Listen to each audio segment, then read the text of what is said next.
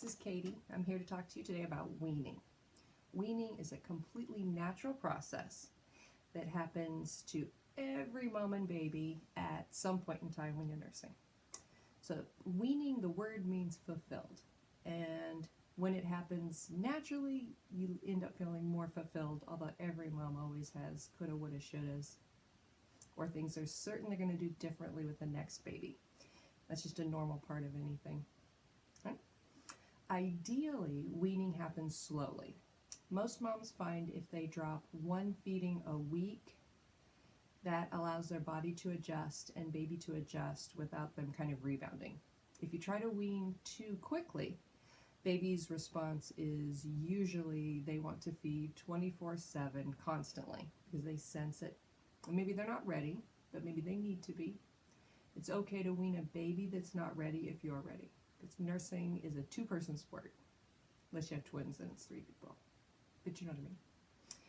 So dropping one feed a week, the average baby eats 8 to 12 times, depending on their age.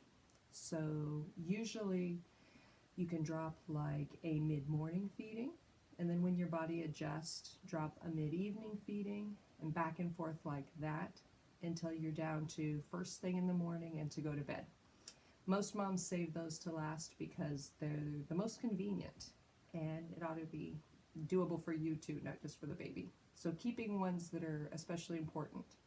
So first thing in the morning, if you can just pull that baby into bed, nurse the baby, and everybody sleep for a couple more hours, instead of getting up and making the baby food, can be a way of getting more rest. Now, one way to wean a bigger baby, a toddler, can be with distraction. So if you want to skip a feeding but baby wants to nurse, you're probably not going to spend a lot of time parked in the nursing chair or wherever your location is that you frequently nurse. So avoiding that position and distraction. So if the baby comes up, toddler comes up, climbs up on your lap and wants to nurse, if you have a sippy cup with water and maybe their favorite snack, you can distract them. Generally, you want to redirect a nursing that's for food with a food substitute. If the baby wants to nurse because they're injured, they have a little boo-boo, or they're upset, maybe someone took a toy away from them, you don't want to offer them food at that point, you want to offer them another kind of comfort. So food for food, comfort for a comfort. You don't really want to teach a child to constantly turn to food when they're upset. I know a lot of adults do that. It's kind of best to avoid. So, food for food, comfort for comfort. Other comforts can be another item, like a lovey, a blanket, a stuffed animal, or a cuddle, reading a book, watching something together, something that you both find comforting, that's going to be easy to continue, at least until they outgrow the need.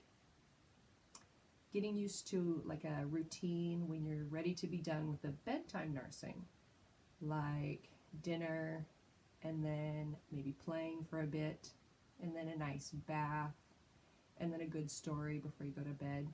And keeping a routine that's doable long term and getting the baby, the toddler, used to that can really help ease this transition. Now, if something happens and you need to abruptly wean, either from medical illness or a forced separation, then if you have time to pump first, if you know you're not going to be able to pump enough, then while you still have a good milk supply, try alternative foods or formulas to see first how they sit with the baby while you still have the ability to go back to breast milk for a couple days to let their system regulate again, and then trying a different one. That can make it easier than waiting till the last minute, and then whoever's taking care of the child has to find another way to soothe them or another food that they can tolerate. So when it's a younger baby, paced bottle feeding, it's P-A-C-E, paced, with the baby more upright and the bottle more upright so that they can control the feed. And a lot of breastfed babies don't ever use a faster flow nipple. So keeping the nipple flow volume slow can help too, where it still takes, even with a bigger kid, a good 5 minutes per ounce. And with a younger baby, you want 7 to 10 minutes per ounce on the bottle. so that it more mimics the breast that they're used to. You can alternate between the bottle and the pacifier to kind of mimic the way a breast lets down, instead of the way a bottle has the same volume from the first suck to the last. So that can kind of imitate the breast too and help. A lot of moms actually night wean long before they day wean. And night weaning, so that it's the easiest on both of you, is a good idea. And there's lots of good sources out there. Our Little HA League of Central Kitsap Facebook group has a lot of mom support and a lot of different good ideas on how to make nighttime weaning work for you.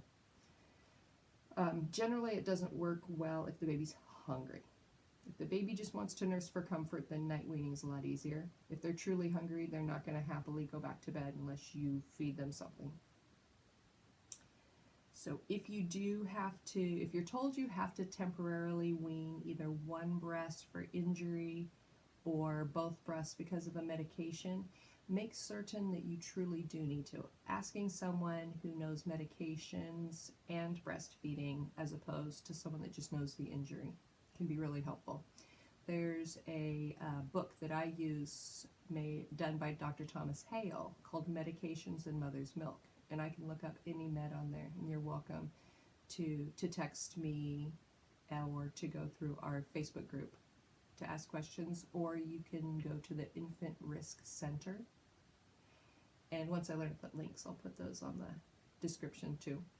Or Mommy Meds, those can be good resources to look up, because a lot of people are told they have to wean or pump and dump when really you don't. You can time the medication, or you can find another medication, or if you're given the latest information on that medication, you realize you don't really need to interrupt breastfeeding at all. So making sure you have good information by someone who truly understands medications and mother's milk can help. Let's see. It is possible to wean from just one side.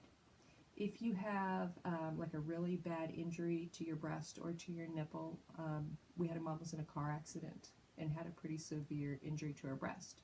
So we helped her to wean from one side and still nurse on the other. So that's an option too. Basically, there's lots of ways to do it, and whichever way is best for you and your baby, that's the best way to go. And if you have any further questions, you're welcome to leave them in the comments here and I'll answer them. Or you can go to our Little HA League of Central Kitsap Facebook page, or my name is Katie Dunning, and you can text or call me and ask me questions. Thank you.